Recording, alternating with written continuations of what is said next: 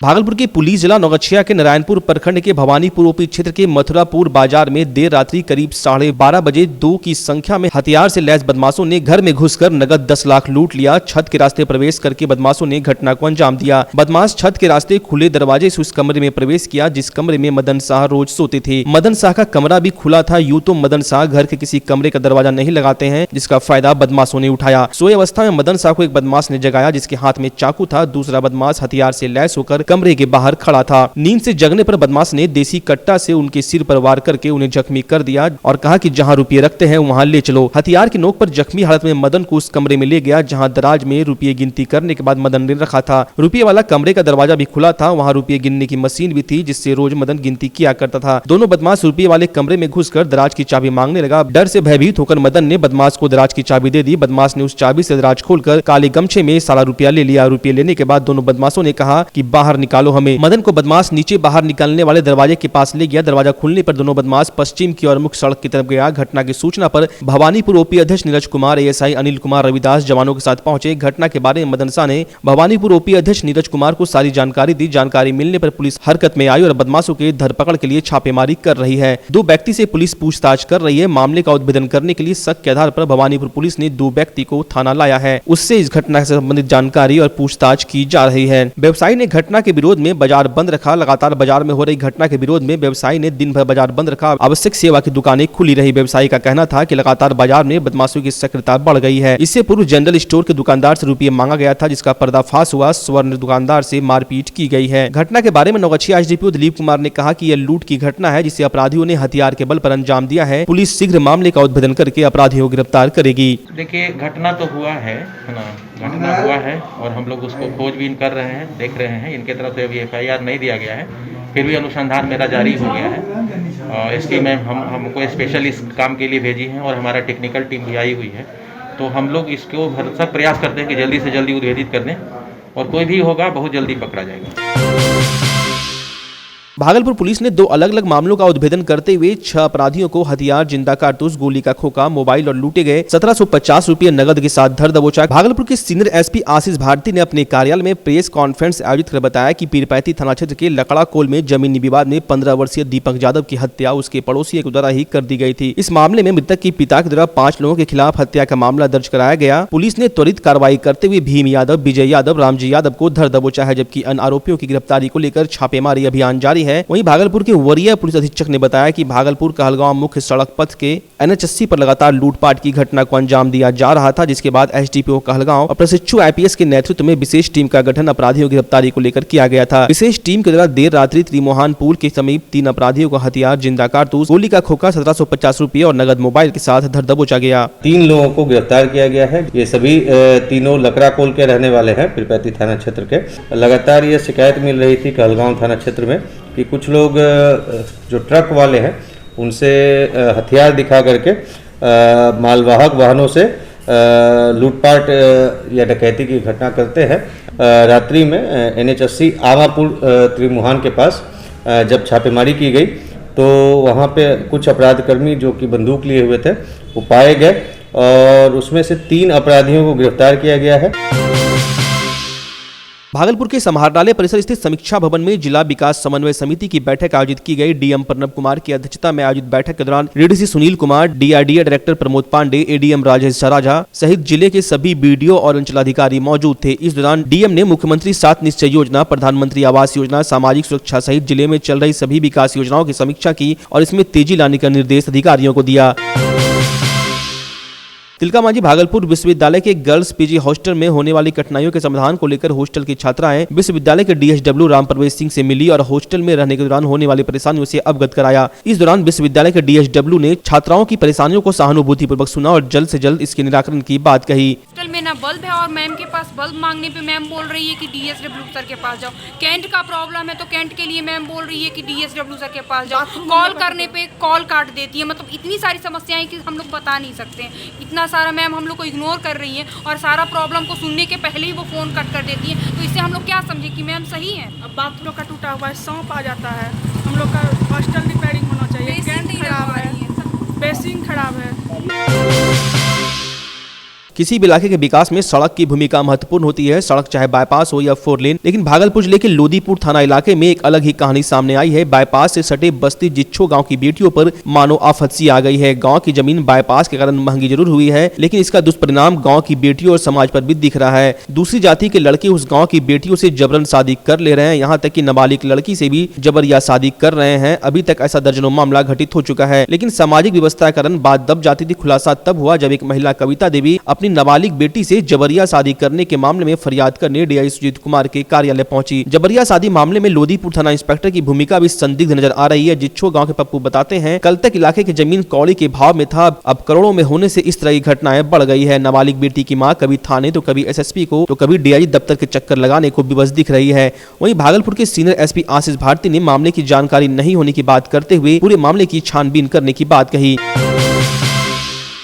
कोविड-19 को लेकर सभी स्कूल कॉलेजों को केंद्र सरकार के आदेश के कारण बंद कर दिया गया है और स्कूलों के लिए एक गाइडलाइन जारी किया गया था, लेकिन सुल्तानगंज में इन नियमों का पालन कहां तक हो रहा है इसकी बानगी देखने को मिली। एनएन इंटरनेशनल प्राइवेट स्कूल, जहां गरीब कई अभिभावकों के द्वारा स्कूल शुल्क जमा नहीं करने पर कई छात्र छात्राओं को परीक्षा में बैठने नहीं दिया गया। शुल्क जमा नहीं करने पर छात्रों को 9वीं कक्षा की ऑफलाइन टेस्ट परीक्षा में बैठने से विद्यालय प्रबंधन ने रोका। अब्जूगंज पंचायत स्थित एनएन इंटरनेशनल स्कूल में सोमवार को फीस जमा नहीं करने के कारण दर्जनों छात्रों को 9वीं की ऑफलाइन टेस्ट परीक्षा में बैठने से स्कूल प्रबंधन ने रोक दिया। सुमन कुमार, प्रिंस कुमार, यशराज, तेजस्विनी कुमारी ने बताया कि कोविड-19 कोरोना के कारण कई माह से विद्यालय बंद है, लेकिन विद्यालय प्रबंधन द्वारा अप्रैल से नवंबर तक का फीस जमा करने को कहा जा रहा है। फीस जमा नहीं करने के कारण सोमवार से 10:30 बजे शुरू हुई अंग्रेजी की परीक्षा में एनएन इंटरनेशनल स्कूल के संचालक दिनेश झा ने दर्जनों छात्रों को परीक्षा में शामिल होने नहीं दिया। विद्यालय प्रबंधन द्वारा छात्रों को परीक्षा में शामिल नहीं होने देने की सूचना परिजन को दी। सूचना पहुंचे परिजनों ने विद्यालय प्रबंधन से बात करने की कोशिश की, फिर भी परीक्षा में सम्मिलित होने नहीं दिया गया। परिजन संजीव कुमार व्योमकेश सिंह ने बताया कि स्कूल प्रबंधन के द्वारा लगातार बच्चों पर अप्रैल से अक्टूबर तक का फीस जमा करने का दबाव बनाया जा रहा है। हम लोग का फीस जमा नहीं है तो हम लोग का साइड में बैठा दिया गया। आज जो एग्जाम है,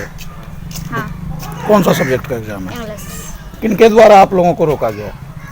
दिनेश सर। क्या बोले? कि जिसका फीस जमा नहीं है वो साइड में बैठेगा। और क्यों खड़े हैं? विद्यालय में आज एग्जाम था, हम लोग को नहीं देने दिया फी के कारण।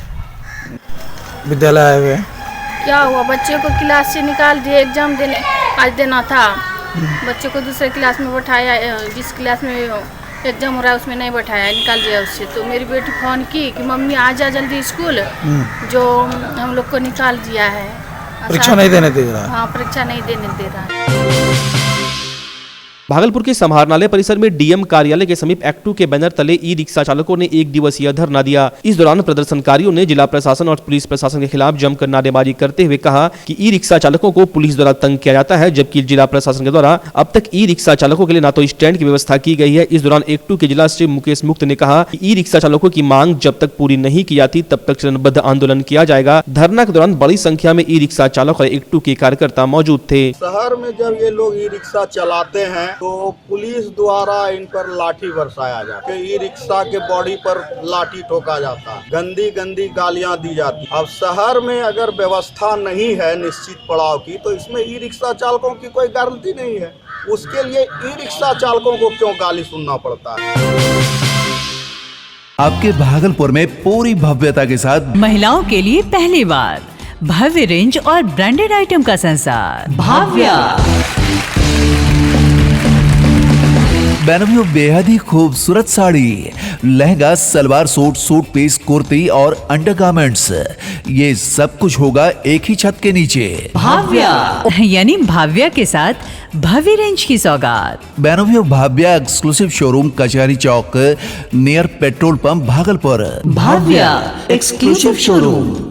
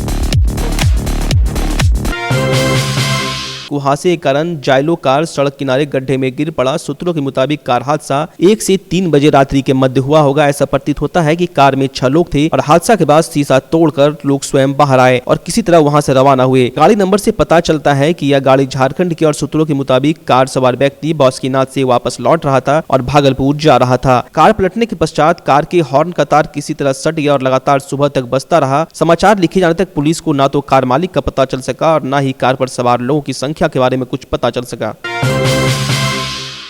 बिसहरी मरानी केंद्रीय पूजा समिति के द्वारा लालूचक भट्टा रोड स्थित कार्यालय में 2 दिवसीय संगोष्ठी का आयोजन किया गया। संगोष्ठी में मंजूषा कला के विकास और राष्ट्रीय स्तर पर पहचान बनाने की कोशिश पर चर्चा हुई। इस दौरान मंजूषा कला संयोजक प्रदीप कुमार ने कहा कि हेल्दी इंडिया मिशन और अंतर्राष्ट्रीय स्तर पर आयोजित आयुर्वेद के लिए काम करने वाली संस्था ने 500 मंजूषा मास्क और 50 मंजूषा सिल्क चादर की मांग की है, जो आंध्र प्रदेश के लोगों के लिए गौरव की बात है। इस दौरान संयोजक ने कहा कि केंद्रीय समिति के द्वारा मंजूषा मास्क, मंजूषा गमछा और चादर बनाने के लिए दर्जनों कलाकार को रोजगार से जोड़ा गया है। इससे आत्मनिर्भरता भी बढ़ रही है। कार्यक्रम के दौरान शशि शंकर राय, वकील पंडित, माधुरी कुमारी, अनीता कुमारी, मुस्कान दत्ता, सुमन दत्ता, सुषमा कुमारी सहित समिति के कई कार्यकर्ता मौजूद थे। सोने परिहार के द्वारा ये डिमांड किया गया कि यहाँ की कला को लोकल फॉर वोकल के तर्ज पर हम आत्मनिर्भर मंजूषा कला में मंजूषा मास्क बने, मंजूषा गमछा बने, मंजूषा शॉल बने और कुछ साड़ी का भी डिमांड हुआ है। भागलपुर के पीरपैंती थाना क्षेत्र के प्रखंड कार्यालय के समीप एक बाइक सवार ने गोविंदपुर गांव के जन वितरण प्रणाली दुकानदार रमाकांत मंडल को धक्का मार दिया। घटना के बाद मौके पर पहुंची स्थानीय पुलिस और ग्रामीणों की सहायता से घायल डीलर को पीरपैंती के रेफरल अस्पताल में भर्ती कराया गया, जहां से डॉक्टरों ने उन्हें बेहतर इलाज के लिए भागलपुर के मायागंज अस्पताल रेफर कर दिया। इलाज के दौरान मायागंज अस्पताल में रमाकांत मंडल की मौत हो गई। मृतक के बड़े भाई परमानंद मंडल के फर्द बयान पर बरारी पुलिस ने मामला दर्ज करते हुए सबको पोस्टमार्टम के लिए भेज दिया है। घटना के बाद बाइक सवार अपनी बाइक को घटना स्थल पर छोड़कर फरार हो गया है, जिसका नंबर BR10B 7570 है। भागलपुर के नौगछिया कटिहार बरौनी रेलखंड के कटरिया स्टेशन के समीप पूर्णिया जिला अंतर्गत रुपौली थाना क्षेत्र के रामपुर परिहर गोरीहारी निवासी सुनलाल मंडल के 21 वर्षीय पुत्र रंजीत कुमार की मौत मालगाड़ी की चपेट में आने से हो गई। मृतक युवक अपने घर से ननिहाल साधुआ के लिए चला था। रंगरा चौक पर बस से उतरकर कटरिया स्टेशन के पास रेलवे ट्रैक पार कर रहा था। इसी क्रम में कटरिया स्टेशन के डाउन लाइन में मालगाड़ी ट्रेन की चपेट में आ गया। ट्रेन की चपेट में आने के कारण रंजीत कुमार की घटनास्थल पर ही मौत हो गई, जिसके बाद मृतक के घर रुपौली थाना क्षेत्र के रामपुर परिहार से भी सभी परिजन देर रात नौगछिया रेल थाना पहुंचकर सबकी शिनाख्त की, जिसके बाद रेल पुलिस ने सबको पोस्टमार्टम के लिए नौगछिया अनुमंडल अस्पताल भेज दिया। मृतक रंजीत की मौत से घर में मातम छा गया है।